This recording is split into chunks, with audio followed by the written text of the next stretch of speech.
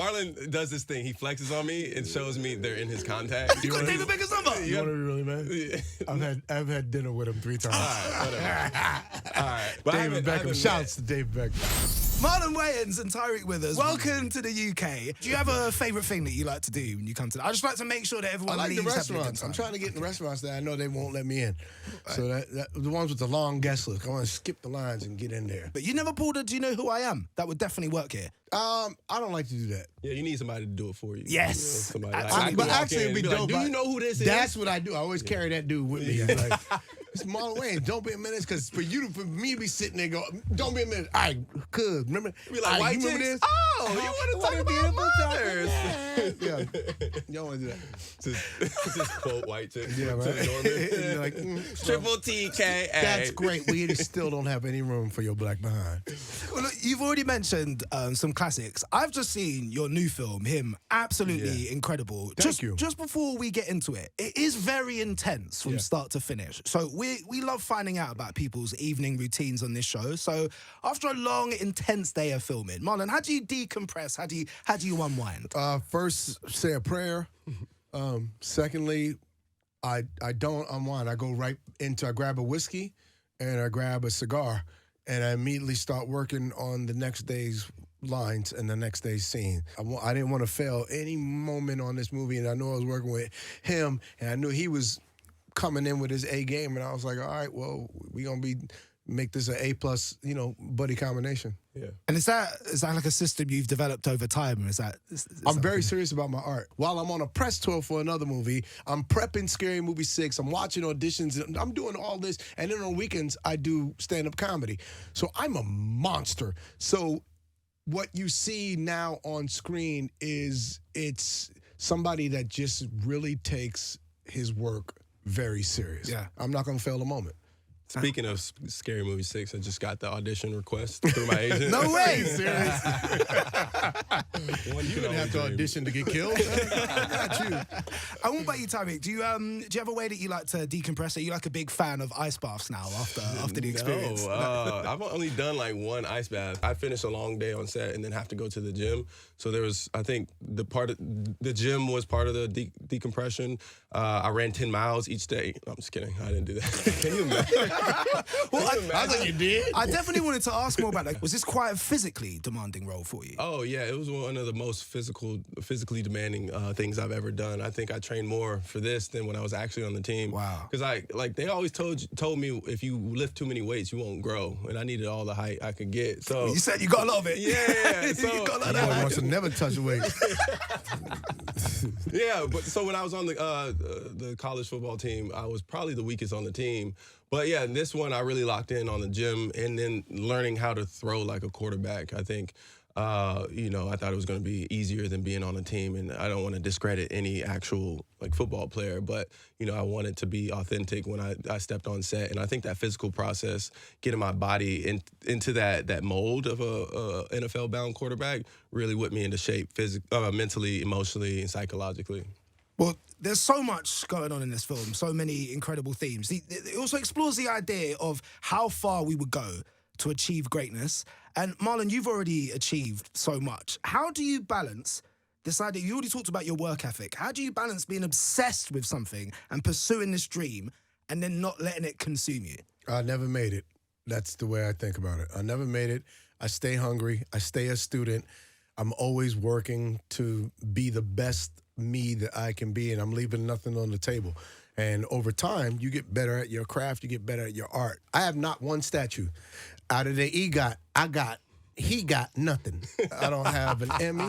I ain't got an Academy. I ain't got an Oscar. I ain't got a Tony. I ain't got nothing. I am Grammy. I've nothing. So I have a lot to work toward in these next years. And if I never get it, what he did get was I got the joy of being a dedicated artist. That's incredible. I love that your character plays this icon, this person like everybody looks up to. Who was your hero when you were growing up? Who are you looking at like, one day I hope to Richard Pryor, Eddie Murphy, and my brothers, you know, and Damon I met Richard Pryor, but he was like sick and he was doing stand-up at the and he had MS.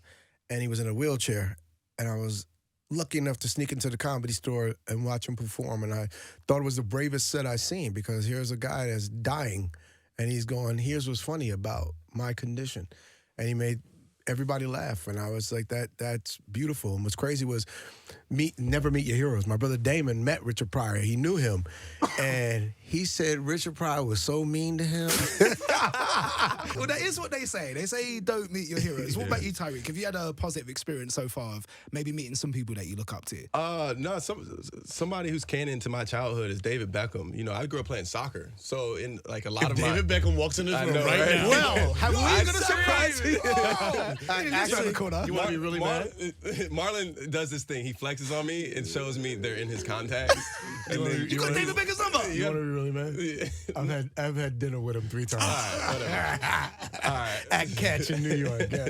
But David Beckham. Shouts to David Beckham. I haven't met David Beckham. A lot of my hair, the way I did my hair was modeled after David Beckham because his iconic hair. And Yeah. then now I channeled a little bit of David Beckham, shaving my hair for, this press tour and for the film.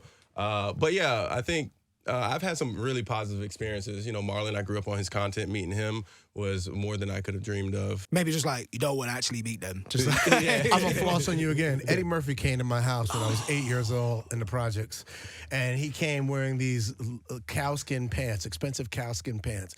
And me and my brother, we was jokesters. So every time Eddie sat down with them pants, we'd go, moo. Every time he crossed his legs, moo. And Eddie, we was like, are your pants homogenized? And we cracking all these jokes and not knowing those pants were so expensive. They were more expensive than everybody in our house. Those pants was worth more than all of our lives. oh my gosh, incredible. One of my favorite lines from the film, find your own way to greatness, don't be me. I absolutely love that. Really, really powerful. You've already dropped so many gems on me already today, Marlon, but I was wondering, did you ever get some good advice that you've lived by and still utilized today? Yeah. If you're going to make it in Hollywood or in any industry as a black man, you have to be an undeniable force of nature. Wow. You can't just be an actor. It's not enough. You have to be a writer, you have to be a producer, you have to be a director, you have to be the creator of your own opportunities. And this way, you will always work. Keenan Ivory Wayans. To a young Marlon Wayans, and I have become Big bro. an undeniable force of nature, 35 years in the game, and I'm not slowing down. These are my best years. My goodness. Wow. I'm feeling all fired up after that one. My ADHD kicked in, and I zoned out.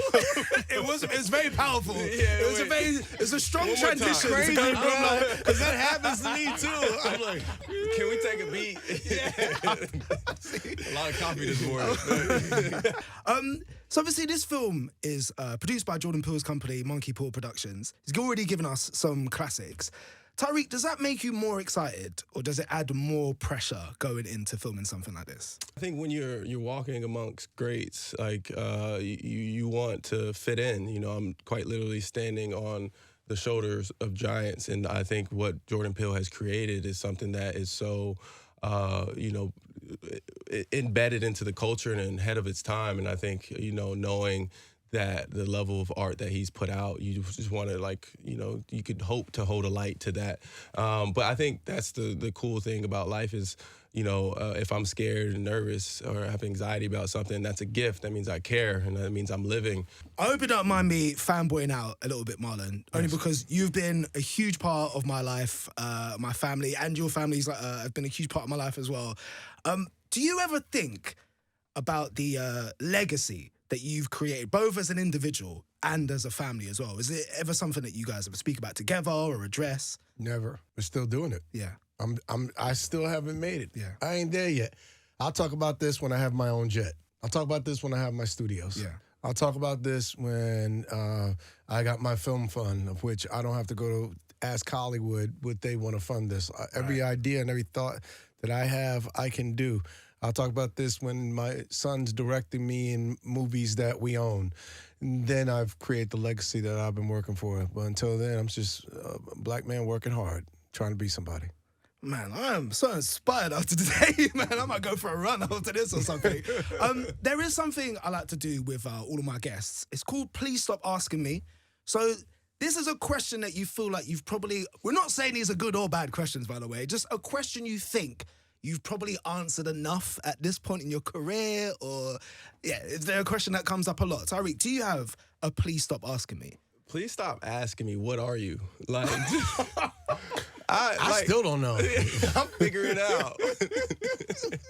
Or what do you do for a living? I do my best. That's what are you? I think that could be articulated a lot better. I think I know what they mean, but I always respond like, what do you mean? You know, I think what are you is just, you know, dehumanizing. I gotta stop asking people that, because that's exactly what are you? Right. But I think it's all about intention as well, right? Like I could tell, like when you're asking what are you, it's not loaded, doesn't feel like there's anything behind it's it. It's impact versus intent, but you know, you intend to ask something, but it still impacts me a certain way. So I think, you know, you can go that further step to like say what you mean and mean what you say. So. And Marlon, do you have a Please Stop Asking Me? Stop asking me what it's like to grow up in my house with the Wayans family. What is it like to be the youngest of 10 kids of the Wayans tribe? I hate. I'm just so tired of that question. I started lying. It was terrible. It was miserable. Parents never fed me. Are you tired of me? I don't know if I'm really my father's. I'm gonna start lying. I'm gonna lie. Yes. Are you tired of me asking to be in White Chicks too? No, I'm more tired of you asking me about being in Scary Movie 6. I'm going to kill you. Guys, the new film, Him, absolutely incredible. I loved it. Thank you so much for coming in and talking to me. Thank you very much. Thank you.